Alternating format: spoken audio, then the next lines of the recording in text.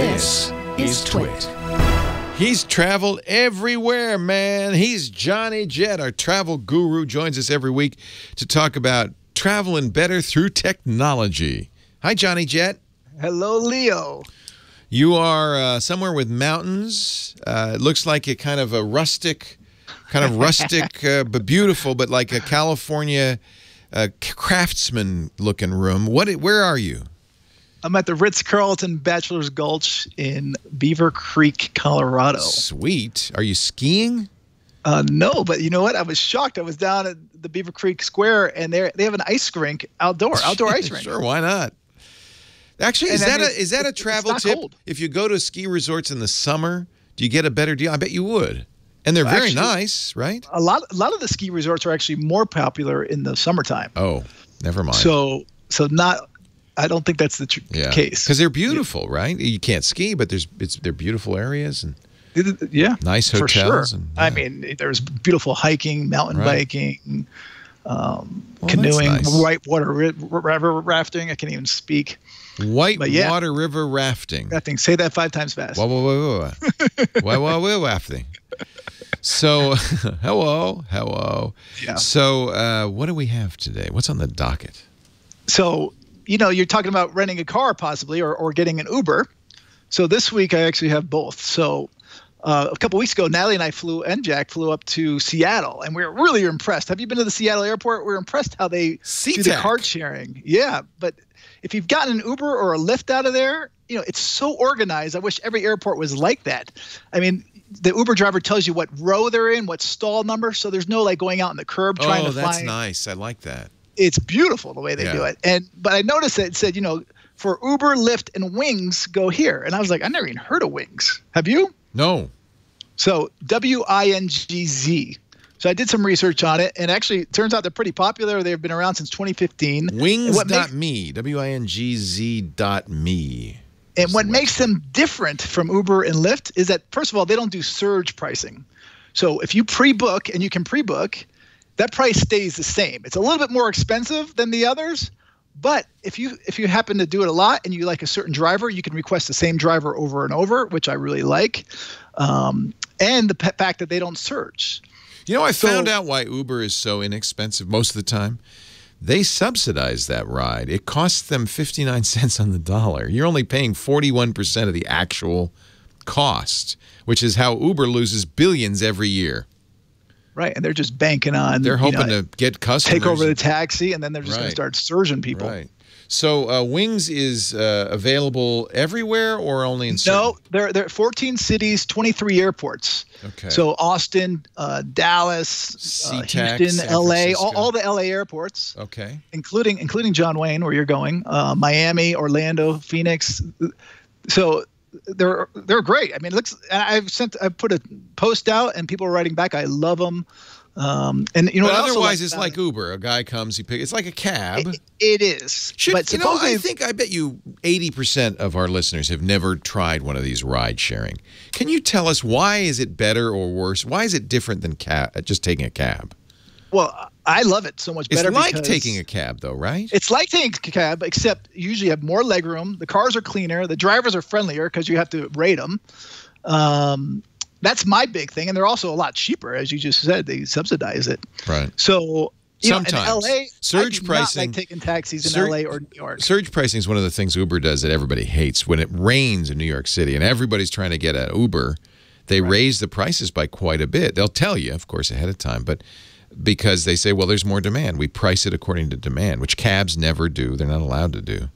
Right. Especially on New Year's Eve. That's when they really go up. Yeah. They'll do a ridiculous amount of money. But, I've rarely had any bad experiences with taking an Uber X. And I've ordered 500, probably 200 for my dad alone. I do it remotely around the world. The other day I was in a shop and the guy says, "Can you call me an Uber?"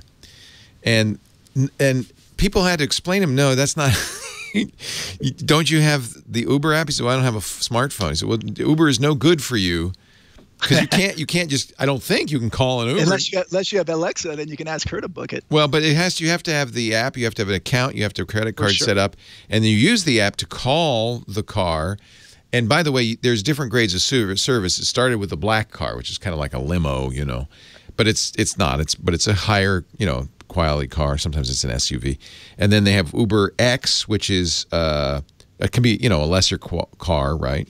And the it's driver, like someone picking up in like a Toyota, it's like a buddy or a picking Prius. up. But there's other Uber, like there's even there's different grades of service, and they cost less, obviously. Yep. But the Uber X, XL, bigger ones, big giant, and that's a Chris Christie car. It's a bigger car, and then then the app will tell you, you know, how much it's going to cost, and you have to tell the app before you go where you're going. It'll show you the name and the picture of the driver, his license plate, auto license plate. So it's kind of, and Lyft is roughly similar. And I guess Wingz is similar. It is. It's an Uber competitor. Although what they say is that they require each driver to submit a DMV to a DMV criminal and fingerprinted background check before joining the team. So I think it's a little bit more extensive than Uber. I think Lyft is better than Uber in that sense. Of Uber and Lyft can't operate in Austin, Texas, because they refused to do that. They said, well, no, we're not going to pay for it. These guys are in Austin. Yeah. Yeah, that's right. Wingz is in Austin. That was the deal. Yeah. According to their website. Yep. All right. Wingz, WINZ or Z. And one quick tip, by the way, with Uber, you talk about surging. So if you do see the price surging, what I usually do is I usually wait a few minutes and keep checking back. And, you know, it could take you 5, 10 minutes or even 15, but it usually goes back down. Okay. So you will save money. Surging, as the name implies, comes and goes. Yes. We got time for another sure do. site? All right. So I know a month ago, I mentioned a website where you can rent other people's cars. Well, here's another one that you can do it, but my buddy actually came up with it. Dan Nannon, he's a big fan of your show. I know Dan. He's the tech comedian. Professional comedian. Yes. Yeah. So he writes guest posts for my site a lot. Oh, I love Dan. Yeah, he has a Tesla like you, and he just wrote, you know, when he travels, he rents Teslas. He likes to rent a Tesla. And he goes through this site, Turo.com, Turo.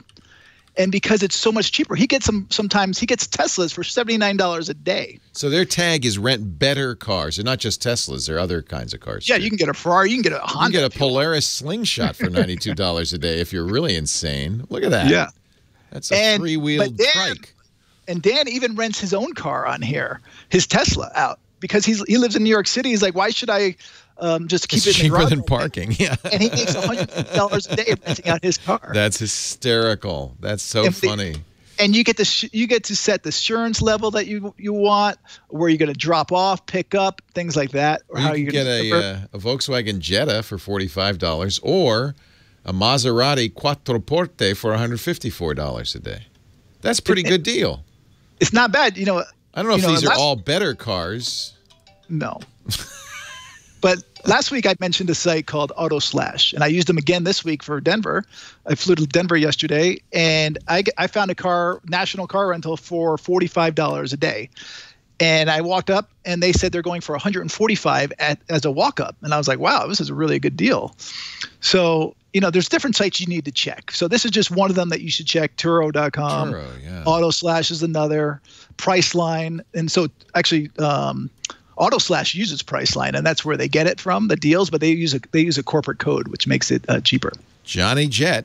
You don't need a corporate code. You just need to go to johnnyjet.com, sign up for his Travels Deals newsletter. You'll travel like a rock star. You also can, he's got all sorts of stuff there. Read the great articles. Follow him on Twitter at JohnnyJet, Instagram too.